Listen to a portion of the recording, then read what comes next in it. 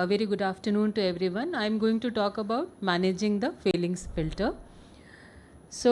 We know that single most important cause of failure of trabeculectomy is subscleral fibrosis, and the proliferation of fibroblasts in the Tenon's capsule leads to resulting into scarring and shrinkage of filtering bleb. Early recognition is very important to manage these kinds of bleb whenever we see these kind of corkscrew vessels. So there can be several scenarios. One is low elevated blebs like this, where we can see vascularization in immediate postoperative period. So how do we manage these patients? If they are low elevated bleb, we have to apply the pressure 180 degrees away, a gentle massage. You can do it vigorously also if bleb is not forming on gentle massage, and check that the bleb is forming or not. In case you see that bleb is not forming, there is this maneuver described by Carlo Traverso, where you can press with the help of a soap stick after putting anesthetic eye drops and see whether the bleb is forming or not. Here you can see small area of bleb has appeared, that means ostium is still patent, and here you can salvage this bleb by injecting 5-fluorouracil or mitomycin injections. Second can be a low elevated bleb with wound leaks where Seidels is positive, that means there is leakage along the limbus in this subset of patient. Here, because bleb is not forming and therefore subscleral fibrosis is accelerated, leading to failure of the bleb. This is more often in fornix base flap. So we have to be very particular why closure of conjunctiva in these fornix base flap. We must be sure that there should be this horizontal line tightly visible at the limbus so that there is no leakage.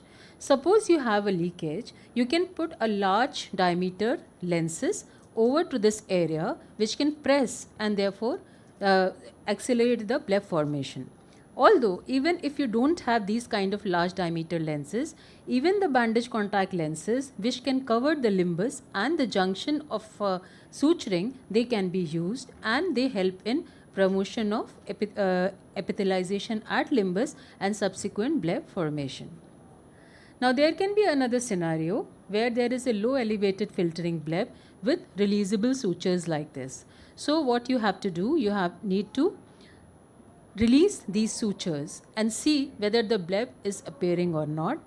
If after release of the sutures, this can be simply done on the slit lamp under direct visualization by the help of a 26 gauge needle.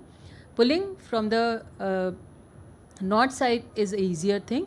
If the bleb has not formed, then you can put a gentle massage also, and that helps in formation of the bleb.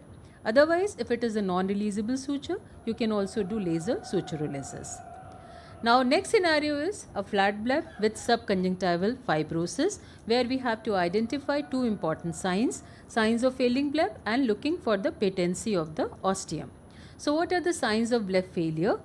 The most common ones are local conjunctival hyperemia, excessive vascularization, and subsequently there is rise in intraocular pressure.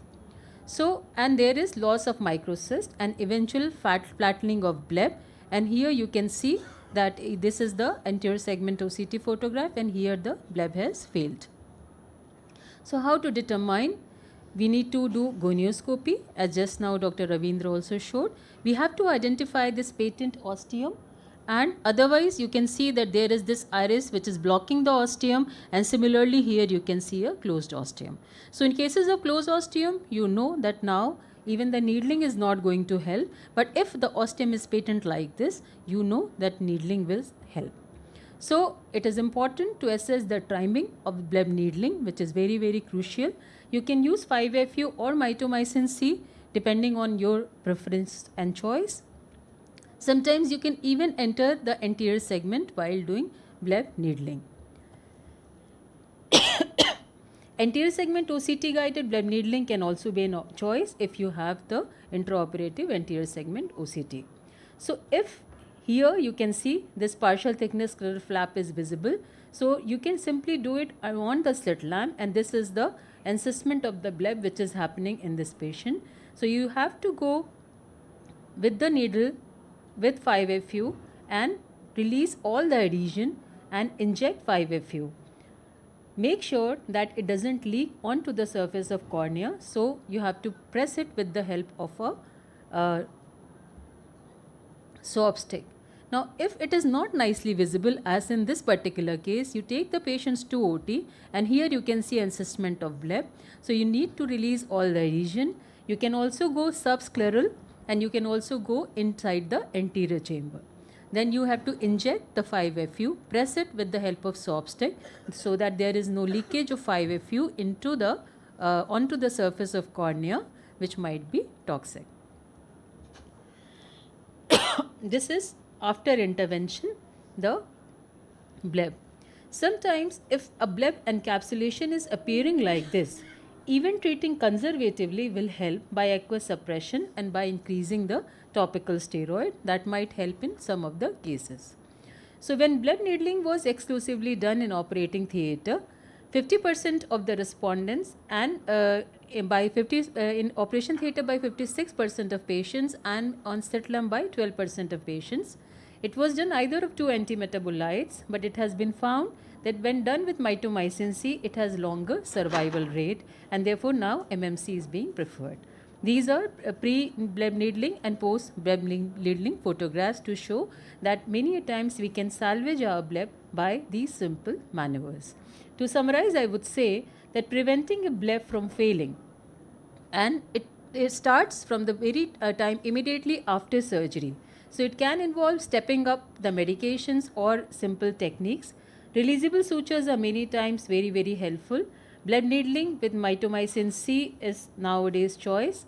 5-FU can be comfortably used if you are regularly using it. And these also decrease the complication rates in our patients. Thank you so much for your kind attention. Thank you, Dr. Shalini, for these practical useful tips. And identifying the failing bleb, identifying the level of obstruction, and early intervention is very important for saving our trabeculectomy.